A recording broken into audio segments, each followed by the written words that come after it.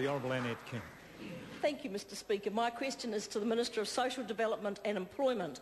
What did she mean when she said in relation to welfare reform, quote, "We may even see an ugly side to New Zealand," end quote? The Honourable Paula Bennett. Let me assure the member I did not mean her or her colleagues, but what I actually said was... Point of order. The Honourable point of order has been called.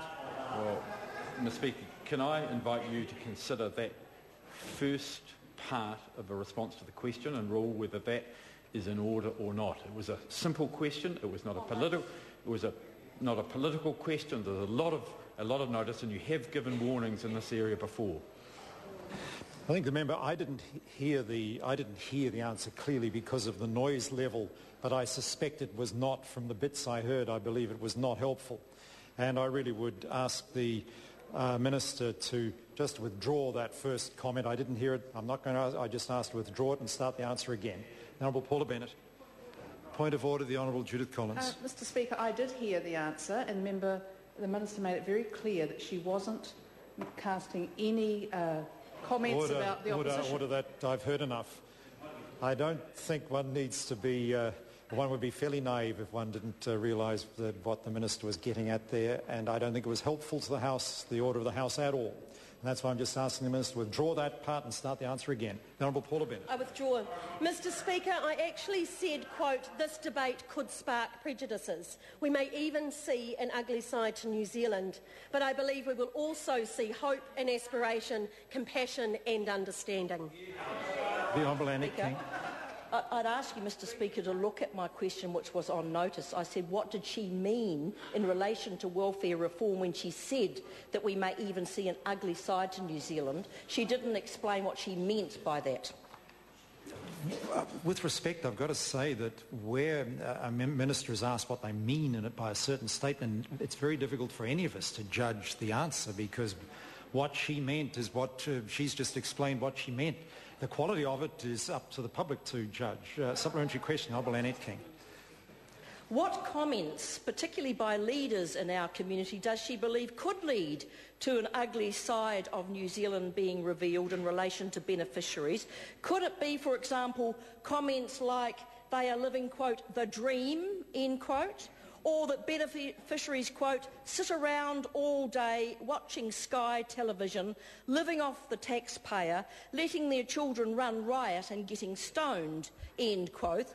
Both quotes from national ministers, including herself. The Honourable Paula Bennett. Mr Speaker, to be clear, the last comment was not my own, but let me be clear that the welfare debate is a very important one to New Zealand. If we don't get it right and if we don't actually do something about it, then in generations to come we are not going to actually find it sustainable. So we are going to have this debate. We're going to do it without those sorts of prejudices, and I'm quite proud to be leading it. Katrina Shanks. Thank you, Mr Speaker. To the Minister, what are other countries doing to address long-term dependency?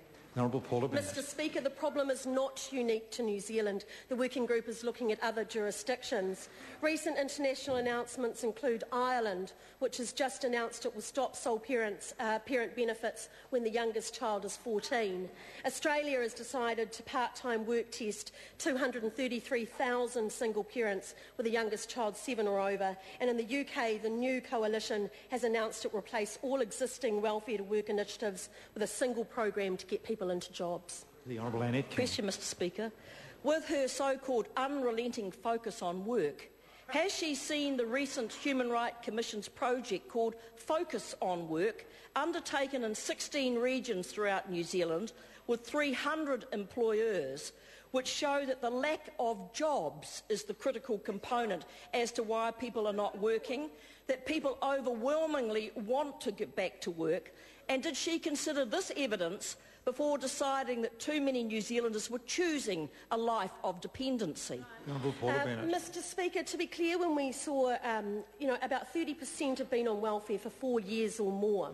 So that was in the previous decade when we saw supposedly more jobs than we've ever seen. That tells us that there are certainly people there that when the work was available, they were not taking it up. We want to look at how we can support them differently, how we can actually help them into work and into those jobs as they become available. Before I invite the member asked a further question. She did ask in the last question whether the Minister had seen a certain report, and I must say I'm none the wiser whether the Minister had seen the report.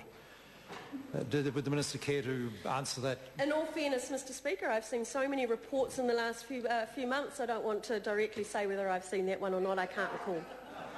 Honourable Annette King. Supplementary question, Mr Speaker. Are the attendees at her recent Welfare Working Group forum correct in their view that she's picking up from where Ruth Richardson and Jenny Shipley left off, with actions that led, amongst other things, to a sharp rise in child poverty and the widening of the gap between rich and poor? If not, why not? The Honourable Paula Bennett. Mr Speaker, I think the member's actually quoting from John Armstrong's article on Saturday, and I certainly have got the Dominion Post one from just yesterday, which says a contrary to some of those opinions when they say why it is past time for the government-appointed Welfare Working Group's re-examination of welfare in New Zealand. Something is clearly wrong when 324,000 working-age people are reliant on benefits. Mr Speaker, we are looking at it. We've got a cross-section of people looking at it. We've got a variety of views and opinions going through it, and it'll be interesting to see where it ends up. The Honourable Annette King. Question, Mr Speaker. When she put out a statement claiming a recent report entitled "Realising the Health Benefits of Work" underscored the need for welfare reform, had she read the whole report? And if so, did she agree with the researchers who found that 41% of those on the sickness benefit had psychological or psychiatric conditions, and mental illness may arise as a result of unreasonable work pressures? If so, will she ensure mentally unwell people are not forced into work that leads to further health problems? Mr Speaker, yes, I have read it and read all of it. I would say that what it also raises for us is there's no simple solution to that sort of welfare dependency. What we've been quite clearly saying is that it may need more support. It may need to look at that whole dependence quite differently as to how you help those people with mental illnesses into work and stay helping them for quite some time. And I think the reason we've been have not been prescriptive and have actually made it a very broad terms of reference mean we can explore those very issues. Question number 5, Dr. Russell Norman.